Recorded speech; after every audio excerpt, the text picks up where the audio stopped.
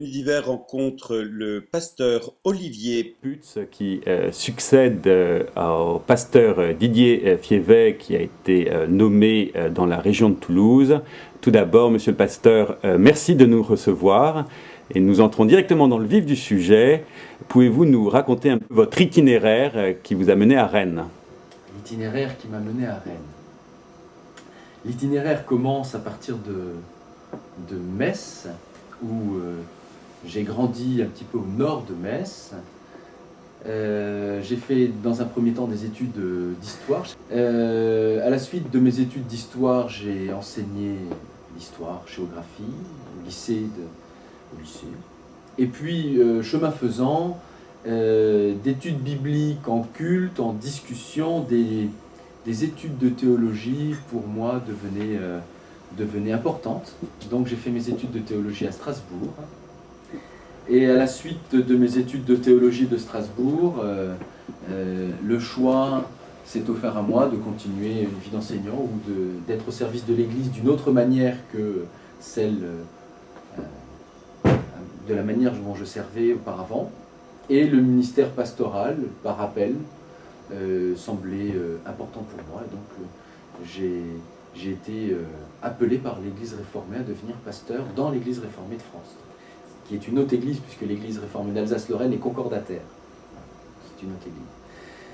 Mon premier poste, donc j'étais envoyé dans la région de Rouen-Elbeuf, exactement à Elbeuf, comme pasteur de la communauté à mi-temps, puis l'autre mi-temps, dans un premier temps, m'occupant de la jeunesse de l'église, donc du caté jusqu'aux étudiants, et puis dans un deuxième temps de mon ministère, au service de l'aumônerie des hôpitaux. Au bout de 7 années, différentes circonstances ont fait que il me semblait important de découvrir un autre profil ecclésial, et c'est l'Église réformée de Rennes qui m'a appelé à son service. Donc je suis en fonction depuis le 1er juillet 2011, voilà, donc pour succéder à Didier. Quelles sont vos premières perceptions de Rennes, du territoire ille-et-vilainien, voire de la Bretagne? Alors mes perceptions sont relativement fragiles, faibles, parce que un déménagement avec une famille de 3 enfants, c'est du travail, c'est voilà. La découverte d'un profil ecclésial nouveau, c'est aussi quelque chose de prenant, qui prend du temps, des rencontres, des relations, etc. Donc voilà. Néanmoins, la ville de Rennes, prenons, est une ville accueillante. Des Bretons, de ceux que j'en ai rencontrés, sont chaleureux. Alors, est-ce la Bretagne ou est-ce Rennes? Je ne sais pas, je ne peux pas. Mais en tout cas, vraiment, une chaleur humaine, un accueil, le sens de l'hospitalité. Et ça fait chaud au cœur quand on arrive et quand on est comme nous, sans attache familiale dans une région. Voilà, découvrir la chaleur humaine des Rennais ou des Bretons, ça fait chaud au cœur. Je vous rassure, c'est toute la Bretagne qui est comme ça. Quel est l'esprit ou quel style pensez-vous insuffler à votre sacerdoce ici? Je pense que chaque pasteur a son propre style, sa propre sensibilité. Déjà, le pasteur assume son ministère. Et au sens étymologique de ministère, c'est un service.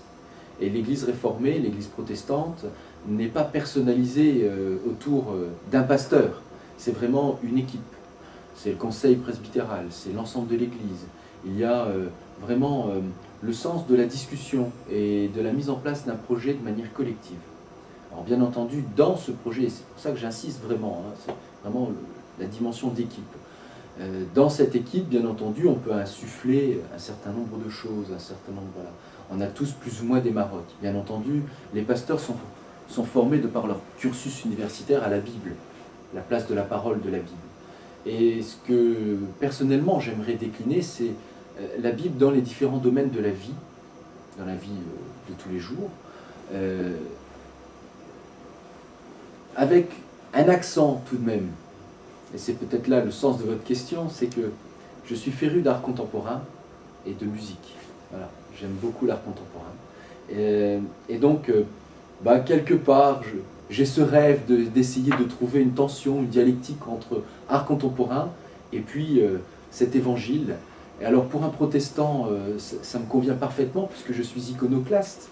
Donc je me refuse de m'enfermer dans une figure particulière, si ce n'est peut-être celle qui nous échappe toujours, celle du Christ, mais c'est une figure qui nous échappe toujours et qui vient à réamorcer la pompe de notre espérance, si j'ose dire. Donc voilà, essayer de trouver une tension entre art contemporain et Bible.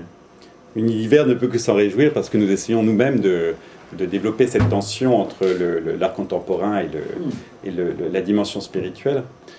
On aura certainement l'occasion d'en parler, et notamment avec le distinguo à opérer entre la figura et la persona, qui peut permettre justement un lien entre le monde spirituel et l'art contemporain.